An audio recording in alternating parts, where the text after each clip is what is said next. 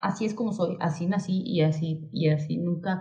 En algún momento de mi vida sí, obviamente, pensé en que tendría que ser más cool como para, para caerle bien a la gente cool, pero no, nunca se me dio. Entonces, no sé, a lo mejor también sé, por ser de provincia, em, puede ser que por ser de provincia también haya ayudado. Siempre de chiquita tenía amigos, pero no tenía vecinos, por ejemplo. Vivíamos en una casa atrás de un campo de golf que no había más casas.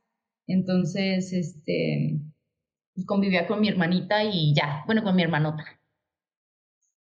Entonces, a lo mejor también puede ser eso, parte de mi personalidad. ¿Y por qué? ¿Por caerle bien a la gente? ¿Qué? ¿Sentías que no les caías bien? O sea, por caerle bien a la gente cool. O sea, por formar parte de ese grupo de gente cool, ya sabes, que son como más serios, más, este,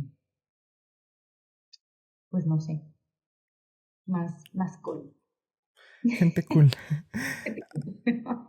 Algo que me llama la atención es, comentas que desde joven, o sea, trabajaste en distintas cosas, de lo que fuera, ¿no? Eso, o sea, ¿por qué? Un poco, ¿qué visión te dieron tus padres del mundo? ¿Cómo veías el mundo de pequeño a través de ellos? Yo crecí con mi mamá nada más, mi mamá y mi hermana. Mi abuela también fue mucha influencia en mi vida y en nuestra infancia y todo. Pero entonces mi mamá, entre mi mamá y mi abuela, como que fueron las que... Mi bisabuela también. O sea, fue entre mi bisabuela, mi abuela y mi mamá. Entonces, em, como no había una figura paterna en mi familia, yo creo que mi mamá siempre tuvo ese miedo de nos vamos a quedar sin dinero o no sé. Entonces nos inculcó mucho desde chiquitas el trabajo. Mi abuelita también, ella sí estaba casada, tuve a mi abuelo toda la vida, y, pero ella no era ama de casa, o sea, ella eh, hizo muchas cosas durante su vida, trabajó en su propio negocio, pero también era una mujer trabajadora. Entonces, mi hermana igual, mi hermana empezó a trabajar desde súper chiquita, entonces como que entre mi mamá y mi hermana me dijeron de que, ándale, o sea, muévete ya, ya eres suficientemente grande como para empezar a trabajar. Y yo me acuerdo que hice berrinche, pero luego pues ya tuve que empezar a trabajar. ¿Y cómo era o sea, cómo era la situación económica en ese momento de la familia? O sea, como tú le dices, ¿era como ideas de tu mamá o tenían holgués? ¿Cómo lo recuerdas? Éramos una familia de clase media, o sea, no, pon tu clase media alta, más o menos, o sea, nunca sufrimos tampoco, de, de tantas carencias ni nada, o sea, solo mi mamá tenía ese miedo. ¿Y cuál fue ese primer trabajo? Empecé a trabajar de hostess en un restaurante, creo que nuevo, o sea, lo acababan de abrir, entonces era el opening y creo que ese fue mi primer trabajo, no me acuerdo. Pero segurísimo fue de hostess, pero no me acuerdo en cuál restaurante porque luego trabajé en varios y, y tenía como 16. ¿Y qué tal lo recuerdas? ¿Qué aprendiste?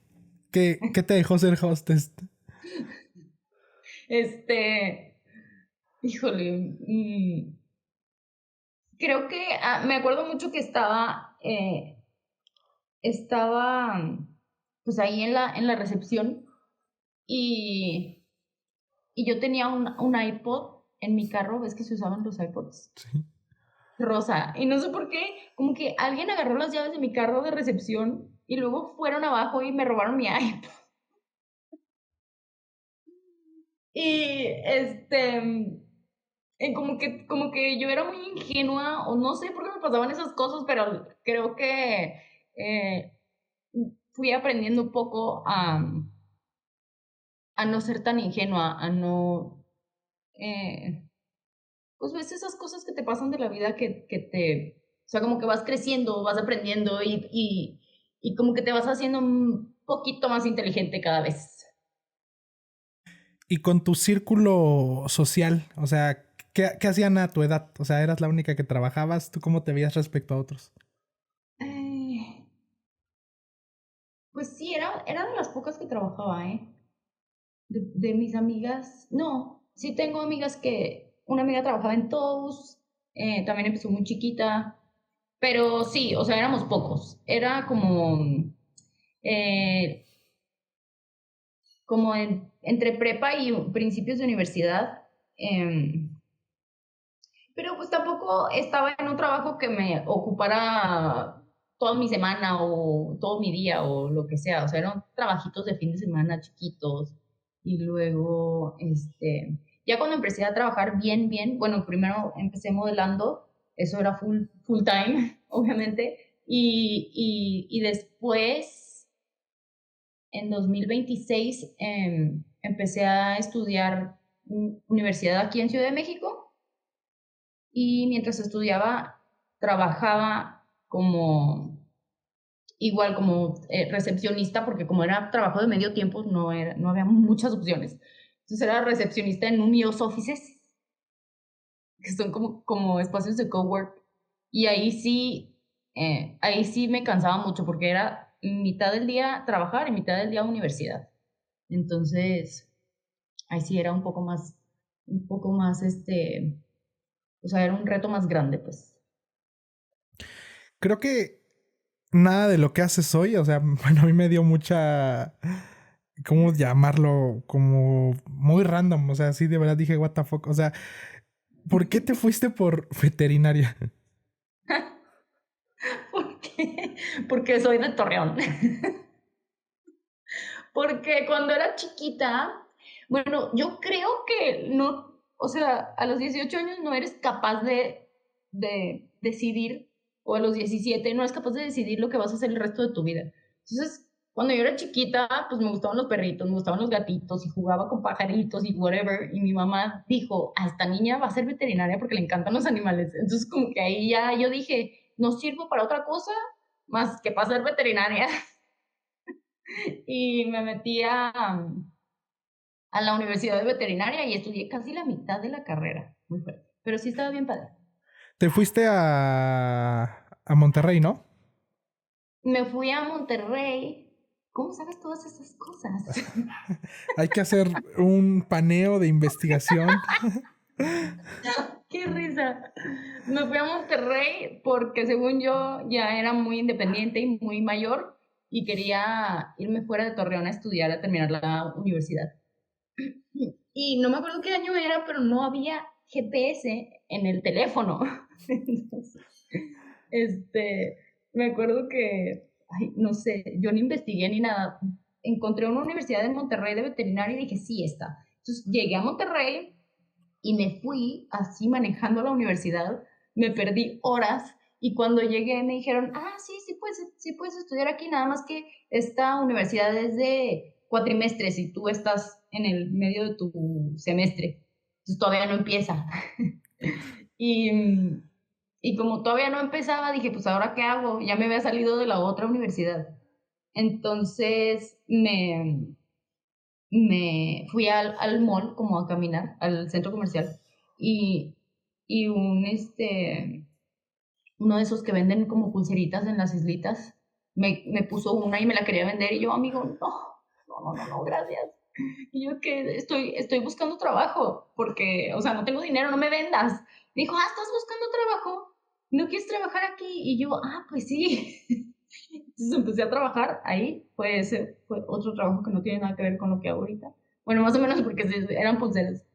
Y y ya, pues estuve ahí trabajando como un mes, no me acuerdo.